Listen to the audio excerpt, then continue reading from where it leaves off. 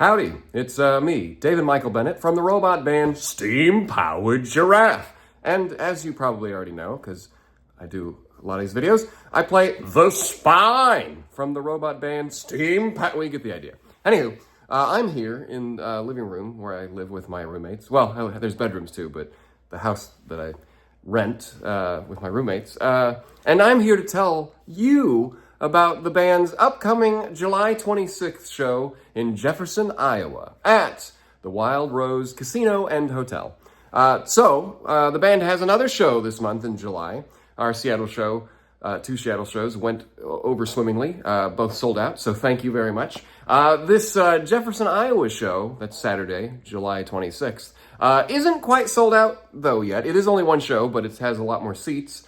There's a few dozen seats left. VIP seats are sold out, but there's still tables in the back, still decent view of the stage. It's a nice setup. You can have a drink, alcoholic or not, while you watch the show.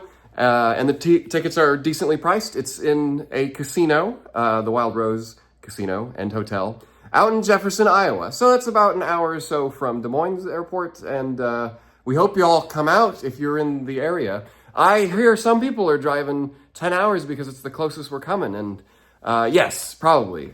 This was one where we were hired directly by the casino. That's Wild Rose Casino and Hotel in Jefferson, Iowa, because they like the act and they want to bring some fun, creative stuff to their showcase for the summer. So, Steampowered Giraffe fit the bill, and they like our act and whatnot. I'm assuming one of the owners did. But yes, they've put us up in the hotel to perform one night only, Saturday, July 26th. So there's still seats left, about a few dozen. It holds a little over 400 people, so it's already good. We have a lot of people already there, so if it doesn't sell out, that's fine. But we're on a good, besides our LA show and our February show in San Diego and LA, all our other shows have sold out, so that's good. That's a good advertisement, right? If we can keep that up, then maybe more and more people will want to come because they're like, oh, the show must be good because it's sold out. I mean, I don't know how marketing works. But I did want to say, I'm not going to mention in this video, yes, our channel did get demonetized about a week or so ago, and I've been dealing with that. If you want more information about why, it's not because we posted anything weird or something. You can go read the post on YouTube. I have 2, and one of them is update post. I'm making progress, but I did want to say thank you to all the folks who read that post and then immediately went to our Patreon and either signed up or pledged at a higher tier if they're already supporting us.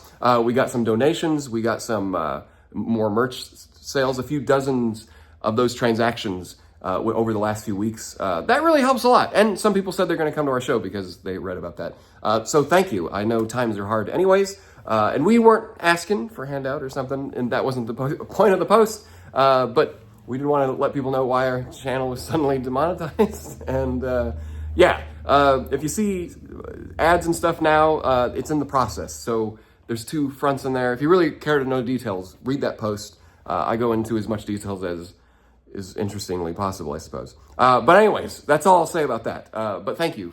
It's always, it humbles us knowing that there's folks out there who maybe don't interact all the time, but then come out of the woodworks to say, oh, you guys mean so much to me. I want you guys to keep doing what you're doing.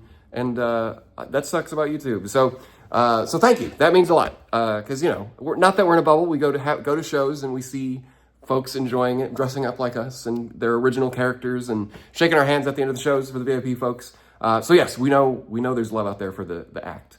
So we're just here to continue doing it. But yeah, without our YouTube income, boy, real hard to keep doing that. Anyways, but this video is not about that. That would be a very depressing video. And maybe we'll do that in the future if somehow the monetization doesn't go the way we're hoping, because we have to reapply and stuff. But Jefferson, Iowa show, that would be cool to sell out. We're so close. You know what show did sell out? The one a week after that, August 3rd in Sacramento, California. Now that one is sold out, albeit it's about half as many seats. But that doesn't matter. We could sell in a 50-seat theater and it would still be good, right? I don't know what these 50-seat theaters are, most are 100 or so. But yes, So that's also great. So if you're in the Sacramento area, I'm sorry, there's no more seats. That's a good thing to have. We'll be in the area again, not this year if you're looking for Sacramento, but this video is not about Sacramento. This video is about the Jefferson, Iowa show. And I don't know when we'll be in the area again. This was kind of like, we said we were only kind of sticking to the West Coast, but we got hired by the casino. So that was a fun surprise. And they have a nice venue there. Real friendly folks. And we're excited. That's coming up in a week from today as I'm filming this.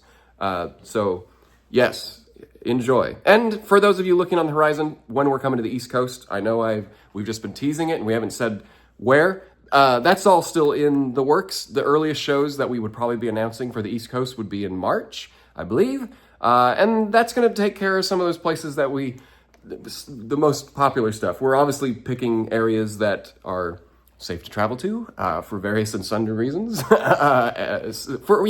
to make sure all of our members in our band are comfortable. And then also ones that are good markets where we kind of have been before, or maybe think there might be a good draw. And that's one of the more difficult things with not doing your show since the pandemic, is not really knowing where your audience is. We know some of the, Portland sold out immediately, 600 people. That was amazing. Seattle, 2 shows sold out, about 400 people. That was amazing. LA, even though, but we're so local to San Diego and LA, those shows always get less because there's more offerings, right? Except now the San Diego fans don't get to have as many shows, so we're doing it. We're trying to do 2 shows in San Diego. There's a lot to get out there to do more shows. You can't do as many locally, which is obviously the easiest way to do a show. But yeah, so then there's some shows like Canada. They're like, we got 2 shows there, about 400 seats, not quite sold out. That's another show that's coming up in a few months. Check the advertisements for that. VIP seats, of course, are already sold out. Those go immediately. And the UK is also already sold out. That's about what they told us was 750 people, which is great. We're not the only act that night, but we are the headliner. So you got some good. That's a good concert. That's going to be a long one because our set is 2 hours itself on top of the opener. So while the UK this is not about the UK show, but just in case you're already listening, it's kind of interesting here. The UK show is sold out. The VIP sold out immediately, and then the actual concert tickets sold out within a few weeks after they were announced. So I guess there's a hankering for Steampowered Giraffe to come back to the UK. And of course, we've got tons of emails about, please consider doing other things while you're in the UK, but we can't. I mean, we're there for a whole week for the festival, which I should point out, if you're considering not going to the UK because the concert sold out, we do have an acoustic performance that's in conjunction with our Q&A panel. So while it's not a full-on concert, it is us doing our acoustic act, which we haven't done ever. I mean, it's Balboa Park Days was the last time we did acoustic stuff. I mean, we do an acoustic rehearsal for our patrons every month, but that is something, and it pretty much is, it's a free Q&A panel. You just have to have a wristband for the festival. So it's not like an additional ticket on top of the wristband. So we also have a bunch of other stuff for the UK. If you're a UK person, please check that out, because basically the people who are going to the concert aren't really going to the festival because it's a separate kind of thing. But we'd love if you went to the festival as well, because there's like photo ops, teas with the band, and meet and merches. So if you can't get the VIP tickets, there's other ways to meet the band. You just have to come on a day that's not the Sunday concert. But this video is not about the UK. This video is about the Saturday, July 26th, Jefferson, Iowa show at the Wild Rose Casino and Hotel. So we hope you'll come out for that. I do want to point out, and this is probably going to get lost in all the blabbering that I just did about non-Iowa related shows. The VIPs for this one sold out pretty quickly because the casino actually does their own kind of VIP thing where it's like a professional photo for like 30 people. So that's not as big as what our normal VIP offerings are, but that's what they want to do because it's kind of what the casino does for any of the acts coming through their casino. So what the casino wanted to do based on fan feedback and stuff, like, oh, can we meet the band after the show? And like, oh, they're just going to do merch and only the VIPs before the show, is actually, and this is just for the show because it's special and it's at a casino and they're not charging us for using a lobby for an extended period of time. There's not a curfew technically. They're letting us stay as late as we want to sign autographs for everyone. That's not normally possible at a show because there's a curfew and we have to pack things away and clean up green rooms, and so we get usually an hour or so after the show to sign for VIPs. But this, VIPs, small little 30 people's taking professional photos, no autographs, and then after the show, everyone who wants to wait in line can get an autograph over the table or a selfie or something. So not quite the VIP experience, but it's free, and we'll sign, and you can meet the band, shake your hands, and tell us how much Honeybee means to you. No, I'm just kidding. But no, really, that's pretty much what people tell us. I'm just kidding. We have lots of nice words for every single member, including the new ones, Lacey and Davey, backing musicians. Yeah, no, it's been fun this year. It's been a lot of financial hiccups, obviously with the YouTube stuff last week. That was we can't really plan for that. Go read that post if you're interested. And then, of course, just budgeting for all these shows. Some were renting theaters, some were doing door splits, sometimes we're getting hired. It's a lot. It's a lot of different moving pieces, and we haven't performed outside of California since before the pandemic. So it's a learning process. You think it's like, oh, it was just like a year or two ago. I'm like, no, that was last time we were outside of California was 2019, and then we had one show in early 2020, and then lockdown happened, right? And while we did do a bunch of shows in Escondido, California last year to get build the act back up. Sorry, it's early in the morning. I have a full day ahead of me, and I'm still learning English. So yeah. Now that the act is back up, and might I say, it's really good.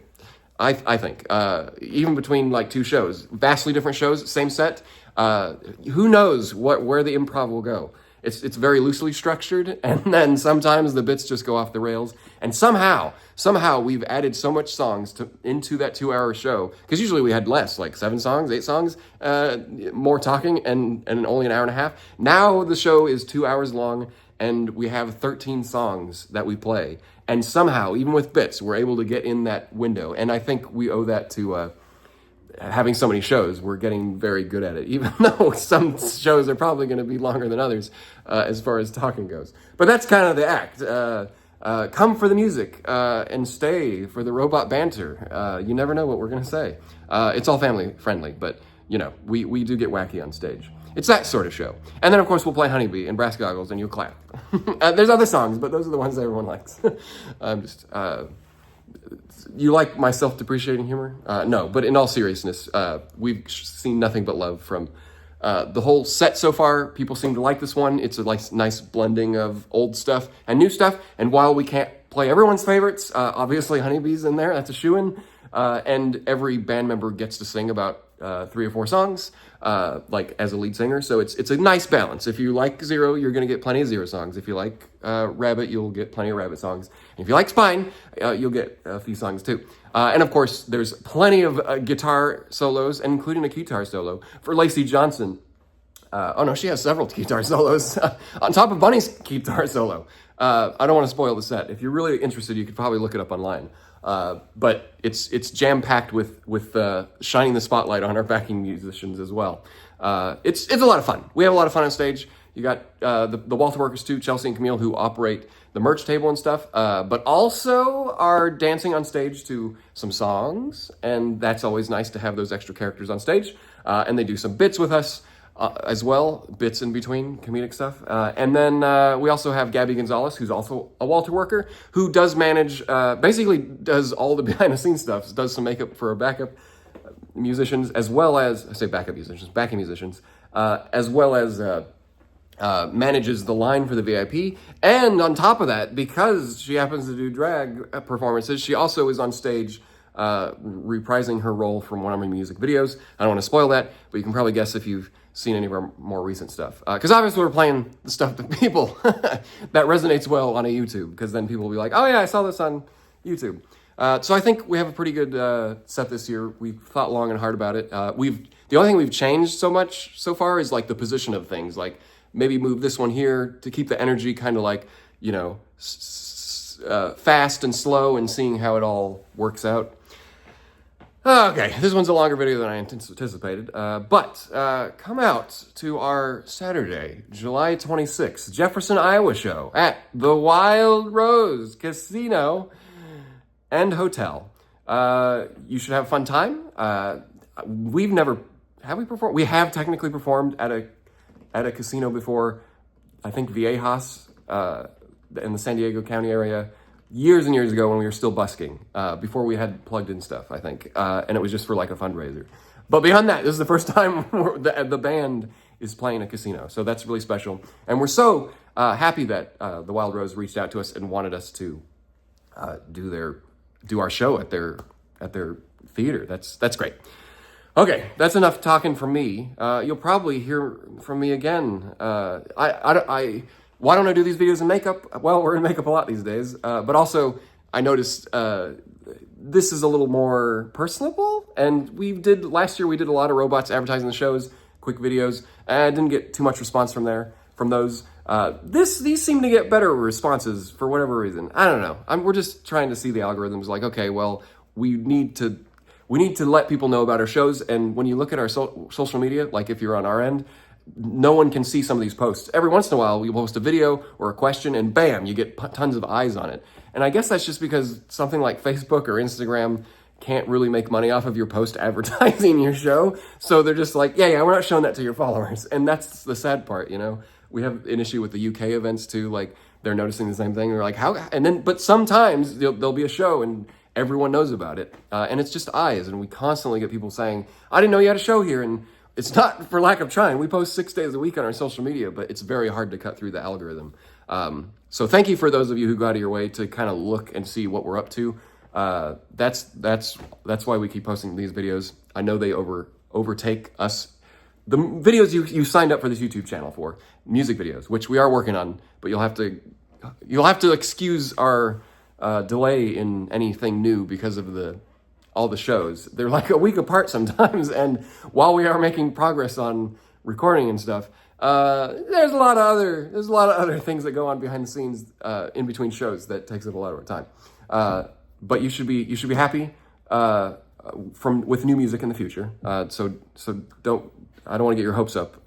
There's no release date on that kind of stuff, but it's gonna happen eventually. But we're enjoying the live act right now, and hopefully some of y'all are able to make it out to a show close to you this year. And if not, our plan is to do the East Coast as well as some of those northern, middle of the United States stuff.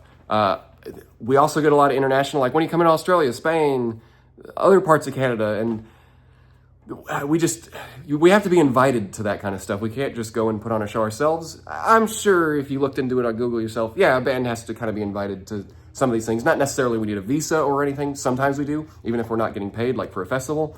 But, you know, there's some rules and stuff. So we do need to be invited by stuff. So if you are an international fan and you know about a festival or something that could somehow help get us out to somewhere, yeah, reach out to them. Give us, show some interest, I suppose. I don't really know.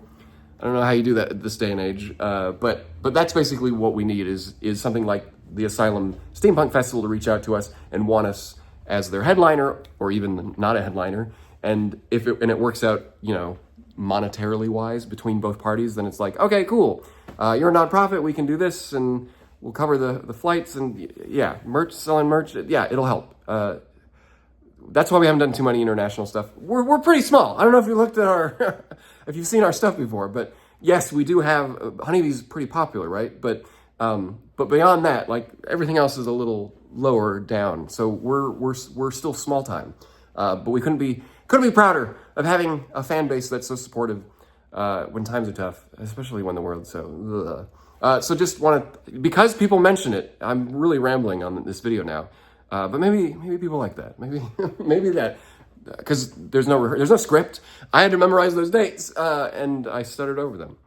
And now I'm just continuing on stuttering over them, which is also not enjoyable, probably. But because I noticed in some comments, because YouTube will hold the ones that are like, this one sounds bad, and we're like, yeah, let's not approve that held comment. And it's usually anytime I mention something about fascism or oligarchy or anything like that about the United States. And come on, we're a progressive band. Don't be dumb. The United States is on fire. Okay, see you at a show.